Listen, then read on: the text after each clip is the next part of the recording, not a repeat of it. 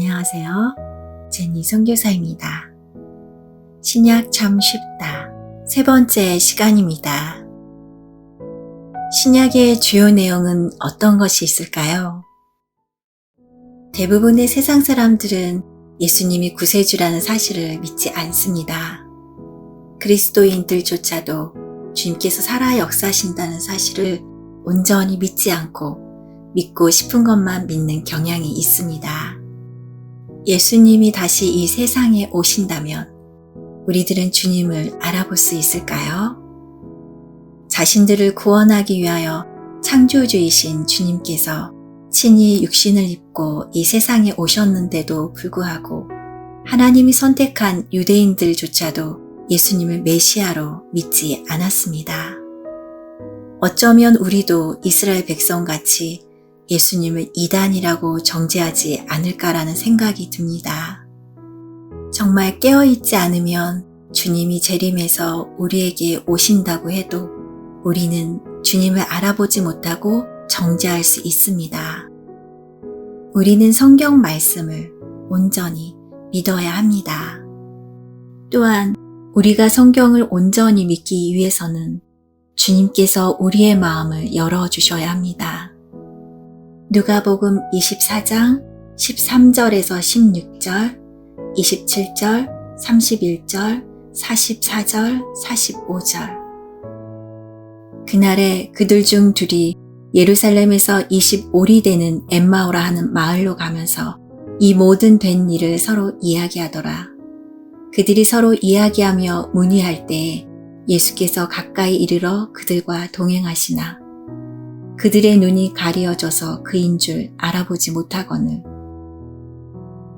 이에 모세와 모든 선지자의 글로 시작하여 모든 성경에 쓴 바 자기에 관한 것을 자세히 설명하시니라.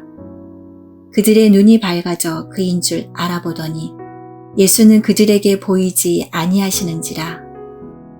또 이르시되 내가 너희와 함께 있을 때에 너희에게 말한 바 곧 모세의 율법과 선지자의 글과 시편에 나를 가리켜 기록된 모든 것이 이루어져야 하리라 한 말이 이것이라 하시고 이에 그들의 마음을 열어 성경을 깨닫게 하시고 그래서 우리가 성경을 온전히 믿기 위해서는 하나님께서 성경을 왜 기록하셨는지 그리고 예수님께서 이 세상에 왜 오셨는지를 먼저 알아야 합니다. 하나님께서 성경을 기록하신 목적은 우리가 하나님의 아들이며 그리스도이신 예수님을 믿게 하는 것이며 우리로 생명을 얻게 하시기 위해서입니다. 요한복음 20장 31절. 오직 이것을 기록함은 너희로 예수께서 하나님의 아들 그리스도이심을 믿게 하려 함이요 또 너희로 믿고 그 이름을 힘입어 생명을 얻게 하려 함이니라. 또한 구세주이신 예수님이 이 세상에 오신 이유는 우리에게 생명을 얻게 하는 것뿐 아니라 삶을 더 풍성히 얻게 하려는 것입니다. 요한복음 10장 10절. 도둑이 오는 것은 도둑질하고 죽이고 멸망시키려는 것뿐이요 내가 온 것은 양으로 생명을 얻게 하고 더 풍성히 얻게 하려는 것이라. 성경을 간단히 설명하면 구약에서는 하나님께 불순종함으로 인하여 북이스라엘은 아수리에 의하여 멸망하였고 남유다는 바벨론의 공격으로 멸망하여 수많은 백성들이 바벨론으로 끌려갔습니다. 그 후 예레미야 선지자가 예언하였듯이 바벨론으로 잡혀갔던 백성은 70년간의 바벨론 포로 생활을 끝내고 고향으로 돌아올 수 있었습니다. 이때 에스라와 느헤미야가 백성들을 이끌고 고향으로 귀환하였고 페르시아 제국에서는 에스더가 왕후가 되어 유다인을 멸절시키려는 적의 위협으로부터 동포를 구하였습니다. 기억나시지요? 그리고 그때부터 400년의 침묵기가 흐른 뒤 육신을 입고 오신 예수님이 등장합니다. 이때부터 신약이 시작됩니다. 신약은 구약에서 보내주신다고 약속하셨던 세례 요한과 예수님의 탄생 이야기로 시작합니다.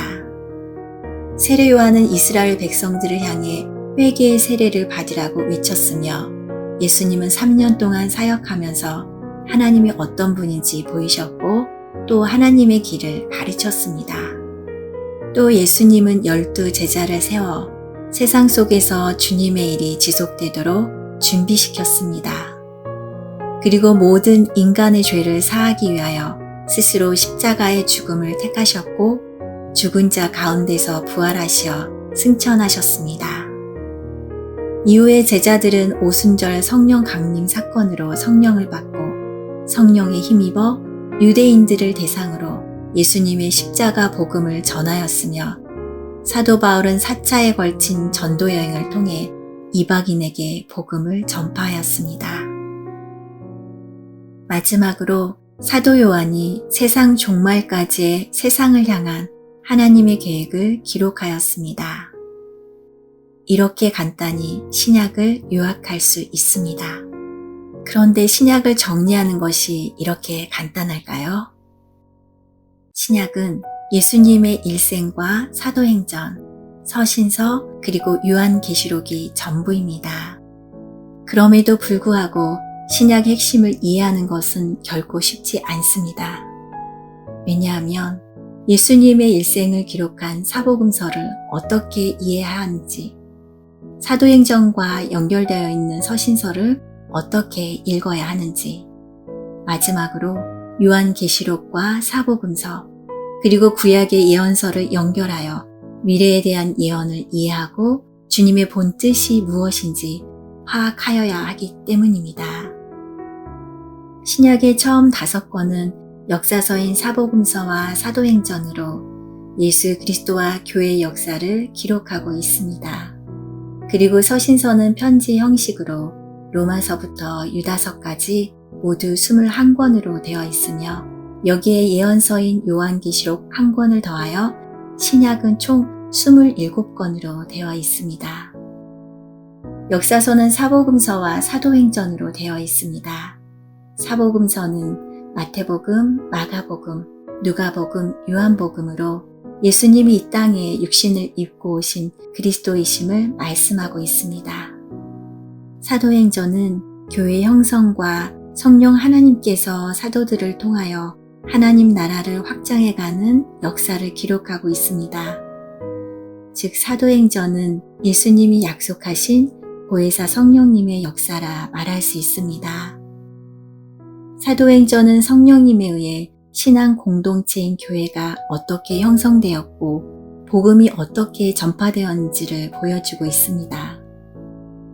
21권의 서신서는 하나님의 백성인 성도들을 향한 하나님의 권면을 담고 있으며 그중 절반이 넘는 13권을 사도 바울이 썼습니다.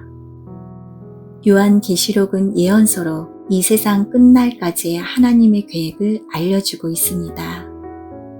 또한 시제의 관점으로 신약을 분석해보면 5권의 역사서는 주로 과거의 시점에 초점을 맞추었다면 21권의 서신서는 오늘날의 성도들의 삶에 적용되는 말씀으로 구성되어 있으며 한 권의 예언서는 미래에 초점을 맞추고 있습니다.